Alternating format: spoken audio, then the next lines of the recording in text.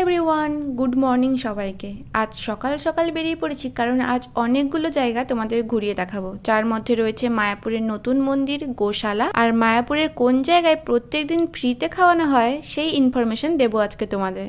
তো আমরা ফার্স্ট চলে যাচ্ছি গোশালার দিকে। আর এখানে দেখো কত তুলসী গাছ হয়েছে। এই যে আমরা চলে এসেছি গোশালার একদম সামনে। এটা হচ্ছে গোশালার পুরো এরিয়া। আর দেখো এখানে প্রচুর গোমাতা রয়েছে। এখানে গোমাতাদের কিছু খাওয়াতে গেলে কিন্তু পারমিশন নিয়ে খাওয়ানো যায়। দেখো ওই একজন দূরে শুয়ে রয়েছে। আর এটা হচ্ছে গোশালা থেকে মন্দিরে যাওয়ার রাস্তা। আর পাশে এই কটেজ গুলো দেখছো, এগুলো কিন্তু ভাড়া পাওয়া যায়। চলো এবার তোমাদের বলি মায়াপুরের কোথায় ফ্রিতে খাওয়ানো হয় সারা বছর। এটা হচ্ছে অন্নদান কমপ্লেক্স। এখানেই সারা বছর দুবেলা ফ্রিতে খাওয়ানো হয়। আমাদেরও হাঁটতে হাঁটতে এত খিদে পেয়ে গেছিল, তাই এখানে চলে এসেছি। সত্যি বলতে ফ্রিতে হলেও এখানকার মানুষদের ব্যবহার আর পরিষ্কার পরিচ্ছন্নতা আমার খুবই ভালো লেগেছে। সকাল সকাল এই নতুন মন্দিরের বাইরেটা দেখলেই মনটা ভালো হয়ে যায়। এখন আমরা চলে এসেছি পুষ্প সমাধি মন্দির বা শ্রীল প্রভুপাদ মন্দিরে, যিনি হরে কৃষ্ণ মন্ত্র স্প্রেড করেছিলেন। এই মন্দিরেও ফোন অ্যালাউ নেই, তাই ভেতরটা দেখতে তোমাদেরকেই এখানে আসতে হবে। তবে মন্দিরের ভেতরে ওনারই জীবন কাহিনী মেনলি তুলে ধরা হয়েছে। আর এটা হচ্ছে রাধাকৃষ্ণ মন্দির।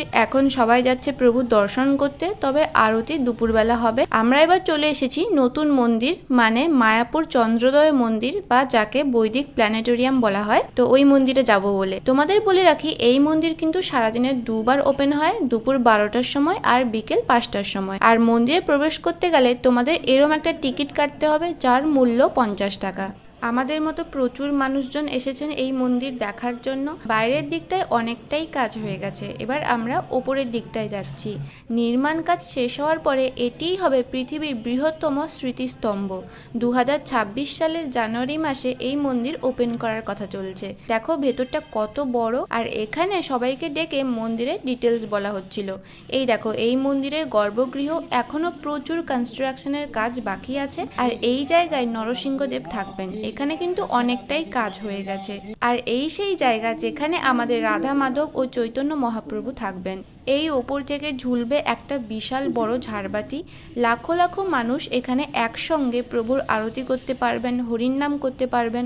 তবে বলে রাখি, যেই রাধা মাধব ও অষ্টসখী, চৈতন্য মহাপ্রভু, নরসিংহদেবের মূর্তি রয়েছে ওই মন্দিরে, ওই মূর্তিগুলোই ভবিষ্যতে এই মন্দিরে চলে আসবে। মূর্তিগুলো কিন্তু সেমই থাকবে।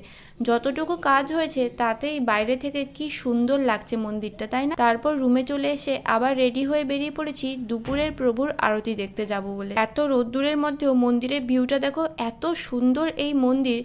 প্রভুর আরতি শেষ করে এবার যাব ভোগ প্রসাদ খেতে। প্রতিনিয়ত এরম হাজার হাজার মানুষ আসেন এখানে ঠাকুরের ভোগ প্রসাদ খেতে। তারপর নিয়েছিলাম আইসক্রিম। আর এবার মায়াপুর গিয়ে আমার একটা বহুদিনের ইচ্ছে পূরণ হলো, কারণ এবার আমি কিনেছিলাম শ্রীমদ্ ভগবত গীতা, যেটা আমি বহুদিন ধরেই কিনবো ভাবছিলাম। আর এটা আমাদের সবারই পড়া উচিত। আর সাথে আরো অনেকগুলো বই ছিল। তারপর বেরিয়ে পড়েছি বাড়ি ফেরার জন্য।